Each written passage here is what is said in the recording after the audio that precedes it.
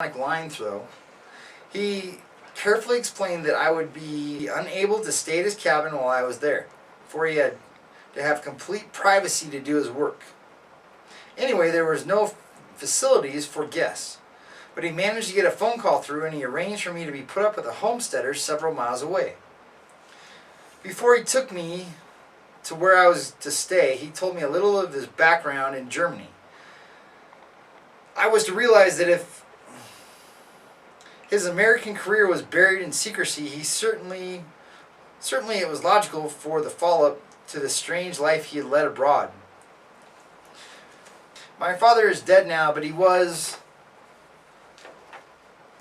a German manufacturer. He was also an artist and a dreamer. If he were still living, he would, without a doubt, be in a concentration camp. My mother lives in Germany and swears by the Fuhrer. My sister Hilde Wagner is a darling of the Berlin and Vienna stage and a personal friend of Hitler, Goebbels, and Göring. She is the wife of Otto Trussler, who has the German title of Hofrat. He is high in the Nazi circles. Hilde is a leading lady in Burg Theater. She visited me in America just before the war was declared. We could agree on nothing.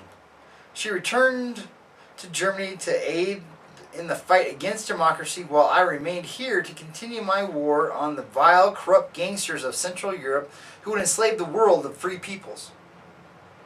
I must tell you something of my background and something of Germany. I knew when I was a member of her fighting forces and later while I was a publisher in Berlin and a member of the German Reichstag. I want to tell you of those early years when I knew intimately of that gang of brown-shirted thugs. It was in the fall of 1916 when I was 18 years old. I was drafted. But before that time, I had been an active leader in the Socialist Wanderer organization, a youth movement formed by the Social Democratic Party. Even at that time, one of the most powerful political units in Germany. Our division of the Wanderer organization, made up of boys and girls in their teens, went and hiking, camping, and mountain climbing. I became an excellent skier and alpine climber, sports which proved hardly handy years later when I was snowed in for weeks at the top of the Continental Divide. One thing I remember the best, an incident which happened one night in the woods. There was a half a dozen boys and as many girls, and we had made up our beds under some great trees on a high mountainside. For some reason which I have now forgotten, late at night, one of the boys rose and went for a walk. A few hundred yards from camp, he came upon a boy and a girl locked tightly in each other's arms. At once, everyone was awakened, and we held a special court. Any relationship between the boys and the girls was definitely taboo. The girl and the youth were found guilty. For punishment, both were forced to walk. Both were forced to strip naked and, stooping over, walk slowly between a line of boys and girls, all of whom swung heavy sticks. Although they were beaten unmercifully, neither as much screamed out or cried out. I remember that the girl fainted and had to be carried to her cot. Both were read out of the organization. The incident lingers in my mind as a typical of the brutal psychology that even then ruled the youth of Germany. Briefly, he skipped over the period when he had been drafted into the German army. He had killed a superior officer in order to keep himself from being beaten to death. He had been locked up in first one insane asylum and then another. He had met the famous Dr. Sigmund Freud, who, realizing he was malingering and wasn't actually insane, had permitted him to pretend insanity in order to save his life. He told me of his experiences later during the hectic months after the armistice. During those days of wild, uncontrolled revolution in Germany, he had been at the head of the civilian group. He had taken the command of the Admiralty at Kiel, and for several hours was in supreme charge of the fragments of the German naval forces. So for a while he was in charge of the whole Navy of Germany. It was at this time, he said, that I was personally witnessed one of the hundreds of attacks I saw made on German Jews. It was at this time, he said, that I personally witnessed one of the first of the hundreds of attacks I saw made on German Jews. It happened outside of my father's house on his very doorstep. There was a half a dozen men, red-faced and beefy. Encouraging them were a handful of women, all screaming madly. Several children stood outside at the outskirts of the crowd. The center of the attention was a slender, dark-haired child. He couldn't have been more than 14 years old, and he had great brown eyes which were wide with fright.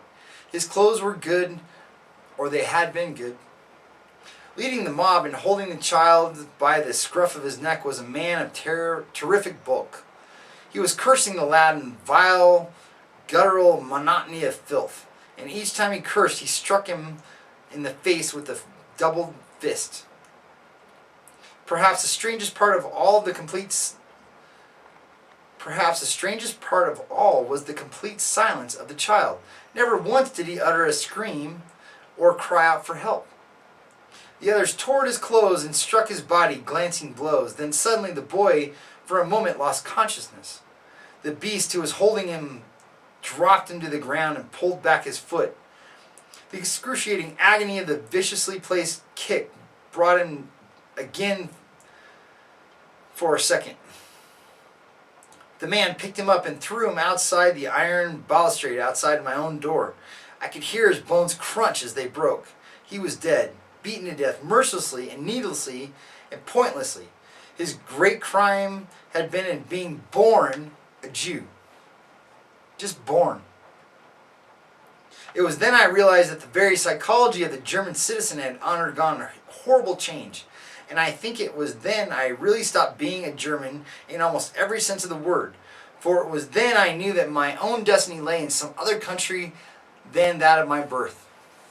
Never regaining an emotional or social equilibrium after its defeat in the World War, Germany soon became a happy hunting ground for every type of fanatic.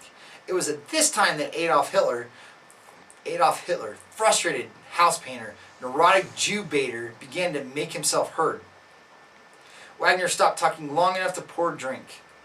And after that, he tried one last time to get something from Europe, but again was forced to give up. It was a difficult trip through the heavy dry snow to the homesteaders where I was to stay, but we managed it, and after twice being struck, we used his car and left mine at the cabin. Skis, Wagner said. That's what you need in this type of country. I could easily believe him. The homesteader's lodge was at the foot of Long's Peak, and from his porch we could see a great east wall of the peak. 2 men died trying to climb it last year. One froze to death near the summit and the other fell. During the spring months, no one dared to make the attempt, probably because of avalanches. Wagner stopped for a minute and looked up through the thinning snow, and he nodded in satisfaction at some private thought of his own. We ate with the homesteader. Late that evening, as we sat in front of a great log fire, I learned a few more fragments from the strange past of the man who hates Hitler. It was after the German revolutions that he had grown hopelessly discouraged and attempted suicide. The attempt had failed, and on his recovery, he had gone into writing, becoming a member of the staff of the Berlin motion picture magazine. Later, he owned his own magazine, Die Filmwatch, which he had started with 40 American dollars he had hoarded. Later, he owned his own magazine, Die Filmwatch, which he had started with 40 gold American dollars he had hoarded. But his life was destined to be filled with violence and sudden change. There had been a motorcycle accident in Berlin suburb, and Wagner had fractured his skull.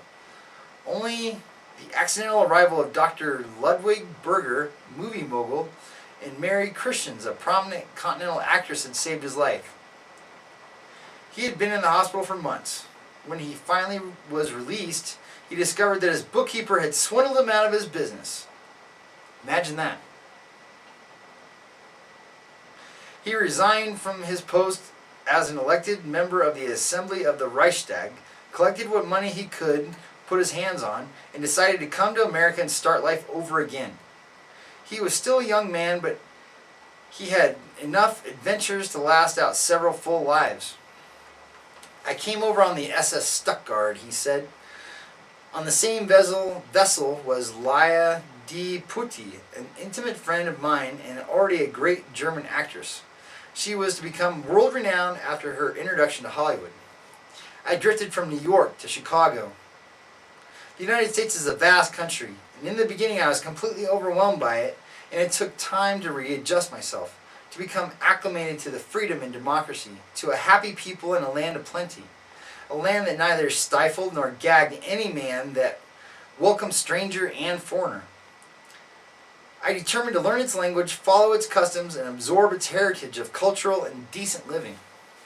For a while I worked for General Motors as a technical expert, and then later I went to Stuart Warner. It was during this period while I was absorbing American customs as well as discovering the intricacies of radio technical work that the idea, which was later to become my obsession, first came to me. Radio fascinated me. In the meantime, I closely followed the strange and tragic diplomatic moves of my former fatherland and the incredible rise to power of the Mad Hitler. The Mad Hitler. I still had not figured out what I could do to fight it, nor what my small work would be in preserving the freedom of the country which had adopted me. It was while he had been driving through the West that he had first stopped on top of the Continental Divide. The country reminded him of his beloved Alps.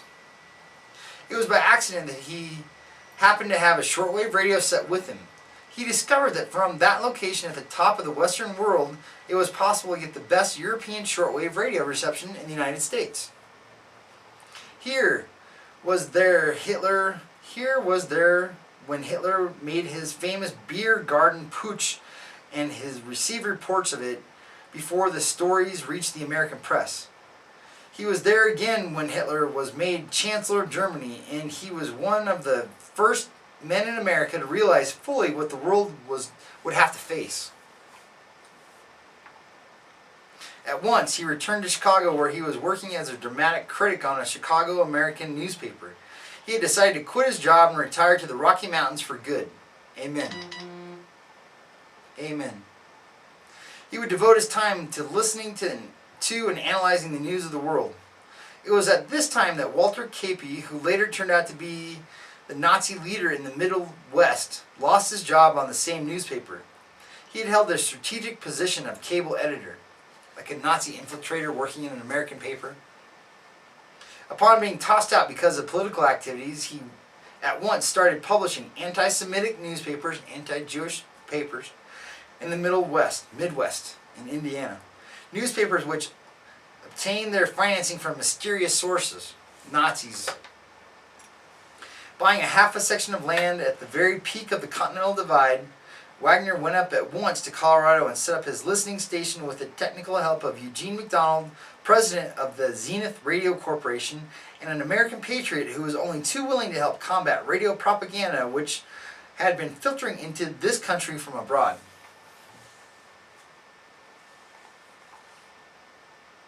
He built a sturdy log cabin on the highest bluff on his property. Not having electricity available in the Lost Wilderness, he installed his own wind tower to create electricity.